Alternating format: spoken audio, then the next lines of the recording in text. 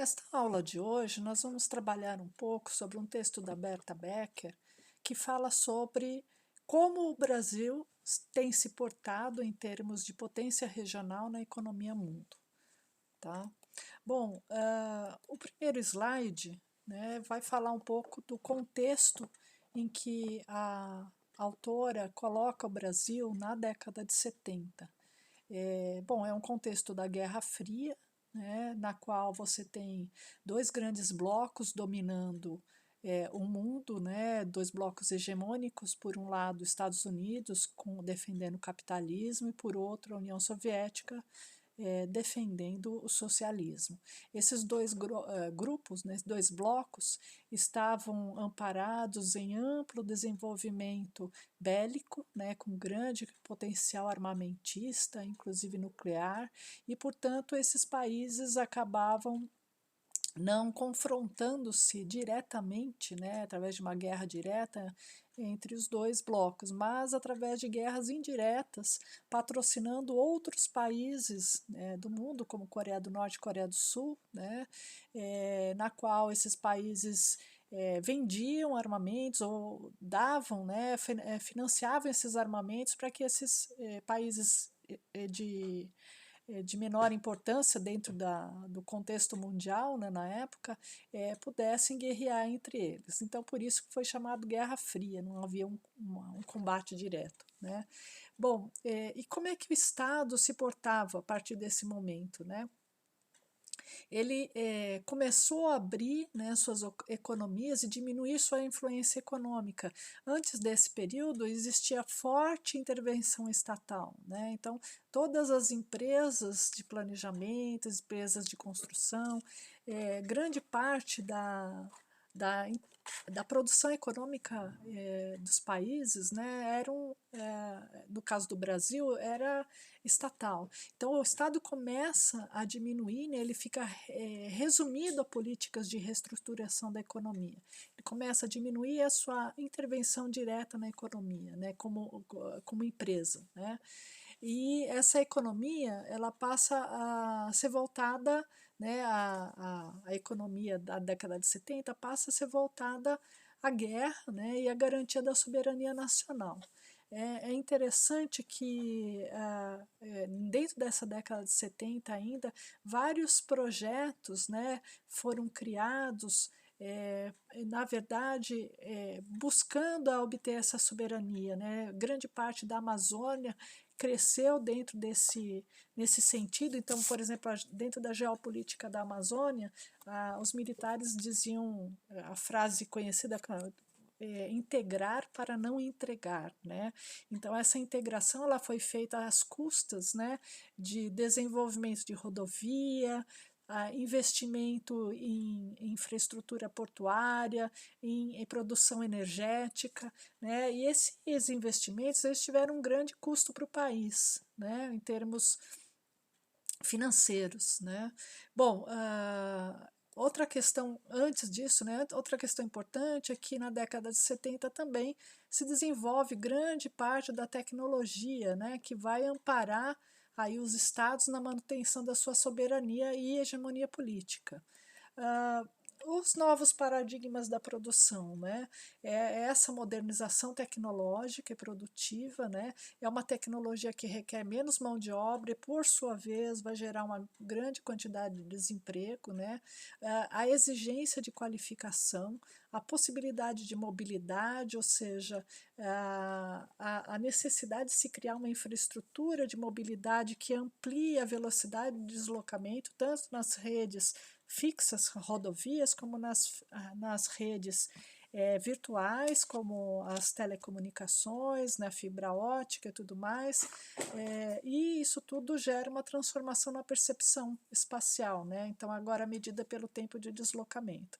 Como eu falei, os investimentos eles exigiram bastante do Estado brasileiro, né? Boa parte da dívida externa, né, foi produzida após o período de ditadura. Então, todas as obras, todos aqueles grandes projetos investidos, né, que foram desenvolvidos naquele período, né, que vai de 64 até 1973, mais ou menos, eles geraram um crescimento dessa dívida externa, porque esses investimentos foram feitos a partir de endividamento do Estado, né, e essa dívida ela só cresceu a partir desse período, como mostra esse gráfico feito aí através de um site de pesquisa, né, que chama Infoditadura, na qual vocês podem encontrar através dessa fonte, né, a fonte da imagem. Tá?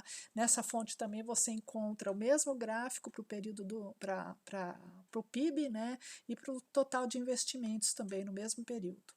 Bom, outras questões que podem ser retomadas também, e que é importante, aí eu trouxe uma frase do Lefebvre que eu acho que cabe bastante para a gente compreender, até mesmo o trabalho da Becker, né, que o Estado se torna necessário para assegurar as condições de reprodução das relações de dominação.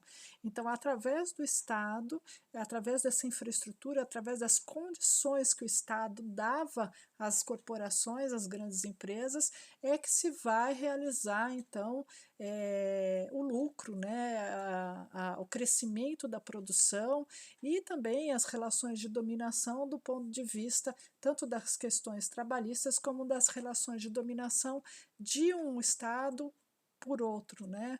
Então, o Estado não é uma forma acabada, mas um processo, ele está em constante readequação, né?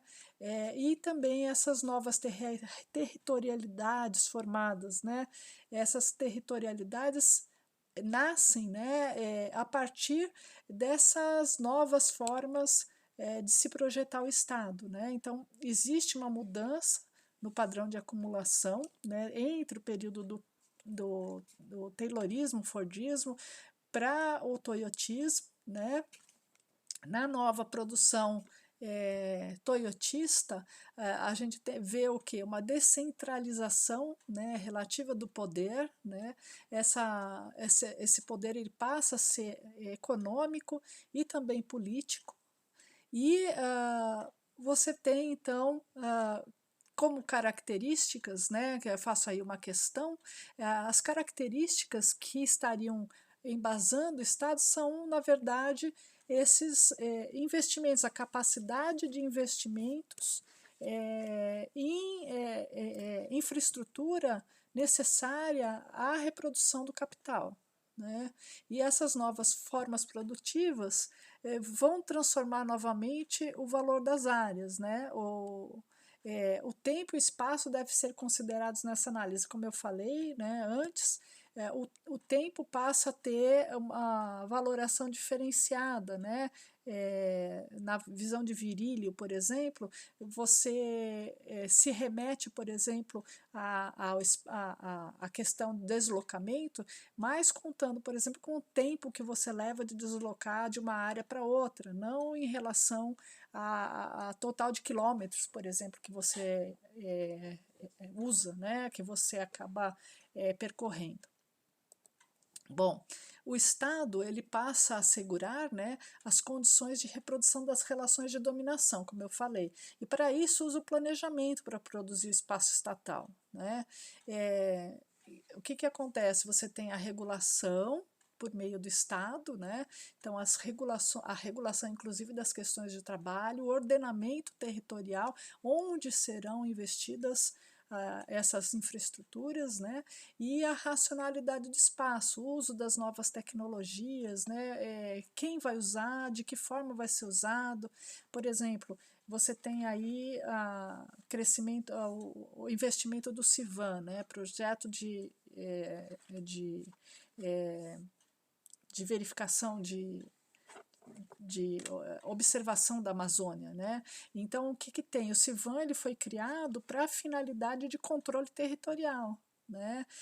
Hoje a gente tem o CIVAM sendo utilizado também para controle do uso do uso do espaço, o uso da terra, né?